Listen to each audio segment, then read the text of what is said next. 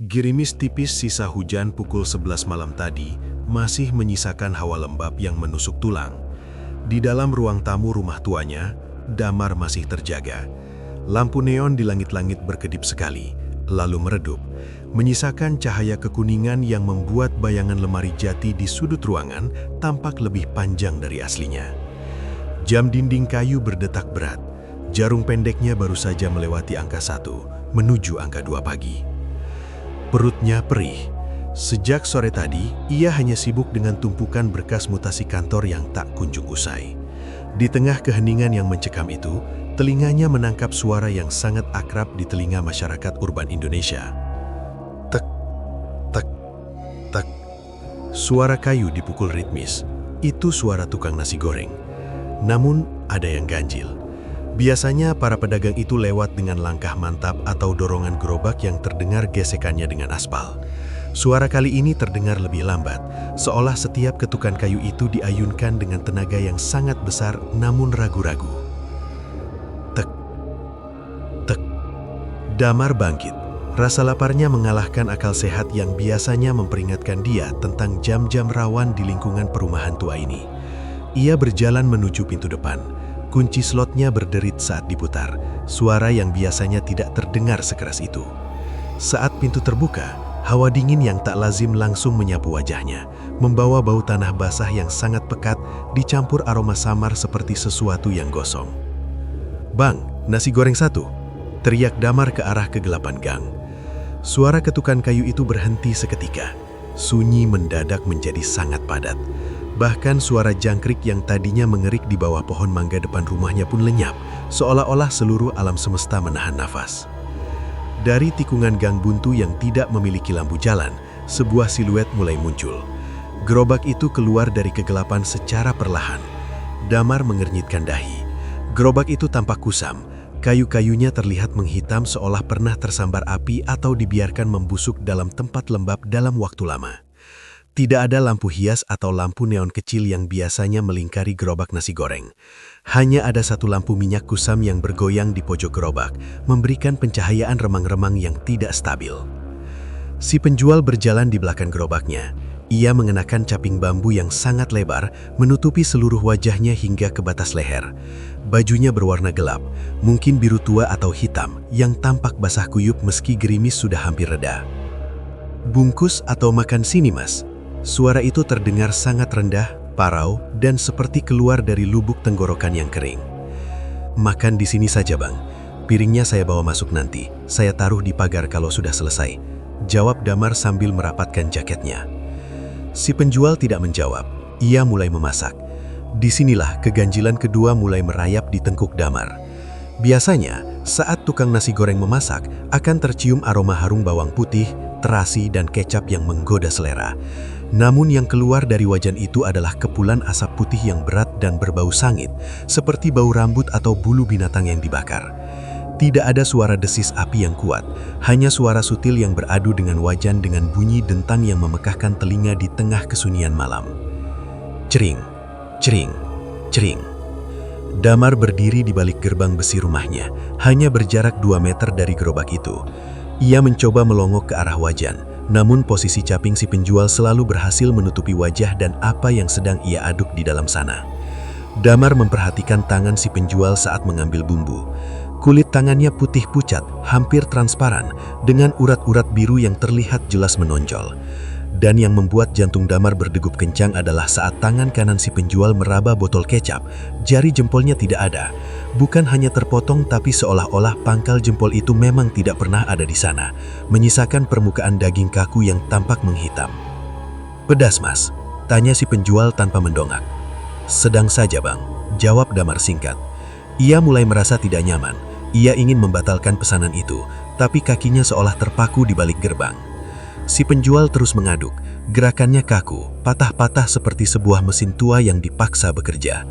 Setiap kali sutil menghantam wajan, Damar merasa dadanya ikut bergetar. Ia melirik ke arah jalanan di belakang gerobak. Gang itu kosong melompong. Biasanya ada kucing liar yang berkeliaran, tapi malam ini, bahkan bayangan mereka pun tidak terlihat. Setelah beberapa menit yang terasa seperti berjam-jam, si penjual berhenti. Ia menyendok isi wajannya ke atas piring keramik putih bermotif bunga yang dibawa dari dalam gerobak. Ia tidak menambahkan kerupuk atau timun, hanya nasi. "Ini mas," ucapnya sambil menyodorkan piring tersebut melewati celah gerbang besi. Damar mengulurkan tangan untuk mengambil piring itu. Saat jari-jarinya bersentuhan dengan piring, ia tersentak. Piring itu tidak panas, padahal ia baru saja melihat kepulan asap keluar dari wajan. Piring itu terasa sedingin es, seolah-olah baru saja dikeluarkan dari dalam freezer.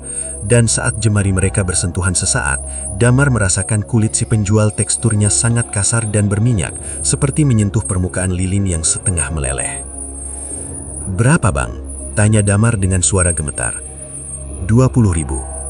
"Tunggu sebentar ya, saya ambil uang di dalam. Dompet saya tertinggal di meja tamu," jawab Damar sambil melangkah mundur, matanya tetap tertuju pada caping lebar yang masih menunduk itu. Si penjual hanya berdiri diam di samping gerobaknya. Ia tidak mengangguk, tidak bergerak. Ia hanya berdiri mematung di sana seperti manekin yang diletakkan di tengah kegelapan. Damar berbalik dengan cepat dan masuk ke dalam rumah. Ia meletakkan piring nasi goreng itu di atas meja kayu di ruang tamu. Ia tidak langsung memakannya. Ada sesuatu yang sangat salah. Ia segera merogoh dompetnya di bawah tumpukan berkas. Saat jemarinya menyentuh kulit dompet, ia teringat sesuatu yang membuatnya membeku. Di gerobak tadi, ia tidak melihat ada kompor. Memang ada cahaya kemerahan di bawah wajan, tapi itu bukan api gas atau arang yang menyala. Itu hanya pancaran cahaya merah statis yang tidak bergoyang tertiup angin. Dan saat ia mengingat kembali bunyi sutil yang beradu dengan wajan, suaranya bukan seperti besi bertemu besi, melainkan seperti sesuatu yang tumpul menghantam tulang kering. Damar memegang uang 20 ribuan di tangannya, tapi ia ragu untuk kembali ke depan. Ia melirik ke arah piring nasi goreng di atas meja. Di bawah cahaya lampu ruang tamu yang kini tidak lagi berkedip, nasi itu tampak sangat gelap, hampir hitam kecoklatan. Bau sangit yang tadi ia cium di luar kini memenuhi seluruh ruang tamu, menyesakkan paru-parunya. Ia menarik nafas panjang, mencoba menenangkan diri. Hanya tukang nasi goreng tua yang kurang gizi, pikirnya mencoba logis. Ia harus membayar, mengembalikan piring, lalu mengunci pintu rapat-rapat. Namun saat Damar baru saja menyentuh gagang pintu depan untuk keluar lagi, ia mendengar suara dari arah jalanan. Bukan suara gerobak yang menjauh, bukan juga suara langkah kaki. Itu adalah suara tek, tek, tek, yang sangat pelan. Namun kali ini suaranya tidak berasal dari gang. Suara itu terdengar seolah-olah ada seseorang yang sedang mengetukkan sepotong kayu ke pagar besi rumahnya sendiri, tepat di balik pintu tempat ia berdiri sekarang ini. Dan bersamaan dengan ketukan itu, tercium bau tanah kuburan yang basah menyusup melalui celah bawah pintu. Damar mematung dengan tangan yang masih menempel di gagang pintu. Dingin dari logam itu seolah merambat masuk ke dalam tulang nirmalanya. Di luar sana, suara ketukan kayu pada pagar besi rumahnya berhenti, digantikan oleh suara gesekan yang halus, seperti sesuatu yang berat dan basah sedang diseret perlahan di atas aspal. Seret, seret, seret. Ia menelan ludah yang terasa mengganjal di tenggorokan. Uang 20 ribu di tangan kirinya sudah remuk karena remasan yang terlalu kencang. Damar memberanikan diri mengintip melalui jendela kaca kecil di samping pintu yang tertutup gorden tipis. Ia hanya menyibaknya sedikit, sekadar untuk melihat apakah gerobak itu masih ada. Di bawah temaram lampu jalan yang berkedip, gerobak itu masih di sana. Namun posisinya sudah berubah. Tadi, gerobak itu menghadap ke arah jalan keluar gang, tapi sekarang ia berputar balik, menghadap tepat ke arah pintu rumah Damar. Si penjual tidak lagi berdiri di belakang gerobak. Ia berdiri di depan gerbang, tubuhnya kaku. Wajahnya masih tersembunyi di balik caping lebar yang kini tampak miring ke satu sisi. Tiba-tiba, lampu jalan di depan rumahnya padam total. Kegelapan menyergap dengan begitu cepat hingga mata Damar butuh beberapa detik untuk beradaptasi. Dalam kegelapan itu, ia melihat sesuatu yang mustahil. Lampu minyak di gerobak yang tadi redup kini menyala dengan warna merah darah yang pekat. Cahaya itu tidak menerangi jalanan, tapi hanya memantul pada sosok si penjual. Damar melihat dengan jelas bahwa kaki penjual itu tidak menapak di tanah. Ia berdiri berjinjit dengan sudut yang tidak wajar, seolah-olah seluruh berat tubuhnya ditumpu oleh tulang-tulang yang sudah remuk.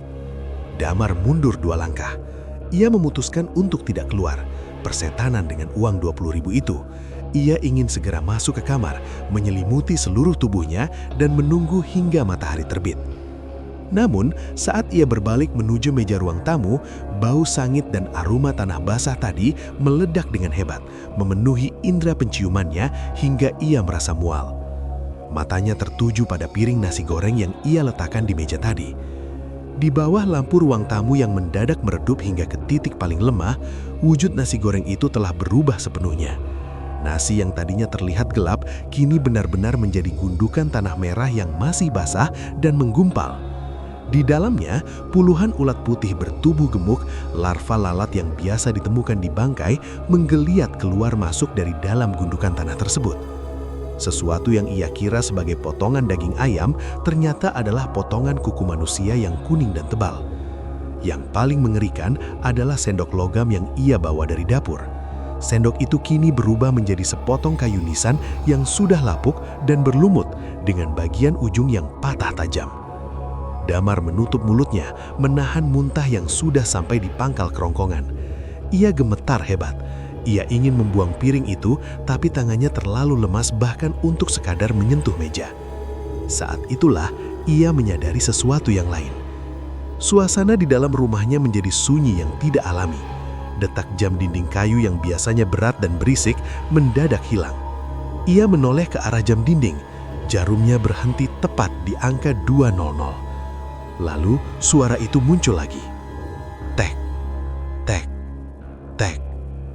Tapi kali ini suaranya tidak berasal dari luar. Suara ketukan kayu itu terdengar sangat dekat, bergema dari arah dapur yang gelap di bagian belakang rumahnya. Tek, tek, tek. Bunyinya ritmis, tenang, dan seolah-olah sedang memanggilnya. Damar terpaku. Bagaimana mungkin? Ia baru saja melihat penjual itu di depan gerbang. Apakah ada orang lain? Atau apakah rumahnya bukan lagi tempat yang aman? Ia mencoba meyakinkan diri bahwa itu mungkin hanya suara tikus atau kayu rumah yang memuai karena dingin. Namun, suara itu diikuti oleh bunyi sutil yang beradu dengan wajan. Cering, cering, cering. Bunyinya identik dengan apa yang ia dengar di luar tadi. Dengan langkah yang berat seolah kakinya terikat rantai besi, Damar berjalan menuju koridor kecil yang menghubungkan ruang tamu dengan dapur. Ia tidak menyalakan lampu koridor, takut bahwa cahaya hanya akan memperjelas kengerian yang akan ia temui. Sampai di ambang pintu dapur, ia mencium bau amis yang sangat menyengat, seperti bau pasar ikan di siang hari yang terik. Dapur itu gelap gulita, namun di tengah kegelapan, ia melihat seseorang sedang berjongkok di atas kompor gasnya yang mati. Sosok itu membelakanginya. Ia tidak mengenakan caping. Kepalanya botak licin dengan kulit yang tampak mengelupas di sana-sini. Ia tidak sedang memasak di atas wajan. Sosok itu sedang menggaruk-garuk permukaan kompor dengan kuku-kukunya yang panjang, menciptakan suara tek-tek-tek yang tadi ia dengar. Bang, bisik Damar, suaranya hampir hilang. Sosok itu berhenti bergerak. Perlahan, kepalanya berputar 180 derajat ke belakang tanpa menggerakkan bahunya sedikit pun. Wajahnya tidak memiliki hidung, hanya 2 lubang hitam yang terus mengeluarkan lendir gelap. Matanya putih semua, tanpa pupil, dan mulutnya robek hingga ke telinga, menampakkan barisan gigi yang hitam. Kurang pedas, bisik makhluk itu. Suaranya bukan berasal dari mulutnya, melainkan seolah-olah bergema dari dalam perutnya yang buncit dan berkerut. Damar terjatuh ke belakang, terduduk di lantai koridor yang dingin. Ia mencoba merangkak mundur, menjauh dari dapur. Sosok itu mulai turun dari kompor dengan gerakan seperti laba-laba. Tangan dan kakinya menekuk ke arah yang salah. Damar berhasil mencapai ruang tamu dan langsung menyambar ponselnya yang tergeletak di meja, tepat di samping piring berisi tanah dan ulat itu. Ia bermaksud menelpon siapa saja, polisi, orang tuanya, atau teman kantornya. Namun saat layar ponsel menyala, ia tidak melihat menu utama. Layar ponselnya hanya menampilkan rekaman kamera depan yang aktif secara otomatis. Di dalam layar yang terang itu, Damar melihat dirinya sendiri yang sedang terduduk lemas di lantai. Dan tepat di belakang pundaknya, di dalam pantulan layar itu, si penjual nasi goreng dengan caping lebarnya sedang berdiri, membungkuk dan mendekatkan wajah yang tersembunyi ke telinga Damar. Damar tidak berani menoleh. Ia hanya menatap layar ponselnya dengan mata terbelalak. Di layar itu, si penjual perlahan mengangkat tangannya yang kehilangan jempol, lalu menunjuk ke arah piring di atas meja. "Habiskan," bisik suara parau itu kali ini terasa nyata di kulit leher Damar, membawa hawa napas yang dingin seperti es dan berbau busuk. Damar menutup matanya rapat-rapat, menjerit sekuat tenaga, namun tidak ada suara yang keluar dari tenggorokannya. Ia merasa ruangan itu mulai berputar. Bau tanah, bau sangit, dan suara ketukan kayu itu menyatu menjadi satu hiruk-pikuk yang menyiksa telinganya. Tiba-tiba, semuanya menjadi sunyi. Damar memberanikan diri membuka mata. Lampu ruang tamu sudah menyala terang kembali. Jam dinding kayu di atas lemari jati kembali berdetak. Tik-tak, tik-tak. Jarumnya menunjukkan pukul 2.15. Ia melihat ke atas meja. Piring itu masih ada di sana. Namun isinya bukan lagi tanah merah. Piring itu bersih, seolah baru saja dicuci. Tidak ada nasi, tidak ada ulat, tidak ada kuku manusia. Hanya ada sisa noda minyak tipis yang membentuk pola aneh di tengah piring. Damar terengah-engah, keringat dingin membanjiri kaosnya. Ia segera berlari ke pintu depan dan membukanya dengan kasar, ingin memastikan bahwa jalanan sudah kosong. Gang di depan rumahnya sepi, lampu jalan yang tadi padam kini menyala normal menerangi aspal yang masih basah. Tidak ada gerobak, tidak ada tukang nasi goreng, tidak ada suara ketukan kayu. Ia menghela napas lega, menyandarkan tubuhnya ke pintu. Mungkin itu hanya halusinasi karena kelelahan, pikirnya.